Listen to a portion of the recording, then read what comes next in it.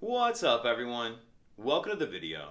Today we're going to take a look at how to get a 2024 Toyota RAV4 unlocked, opened, and started if the key fob dies.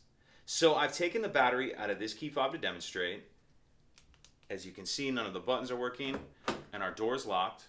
So the first thing we need to do is remove the emergency key that's in the bottom of the key fob.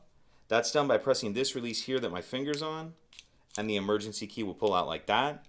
Now I'll use this emergency key to unlock the driver's door. So I'll put the key in and turn it to the right or clockwise to unlock. And then it's a good idea to go ahead and throw your key back in your fob just so we don't lose it. Now we'll open the door. And at this point on some vehicles, your alarm may start going off. And how we're going to shut the alarm off if it does go off is we need to start the vehicle. And now let's go ahead and take a look at how to start the vehicle with the dead key fob. So we'll get in,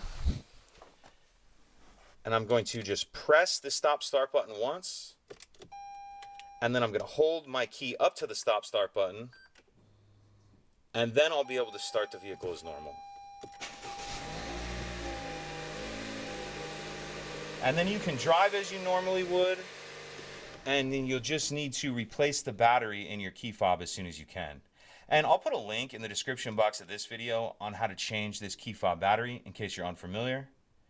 If you have any other questions, please let me know. If you could take a second to like and subscribe, it helps us out, and I'd appreciate it. Thank you.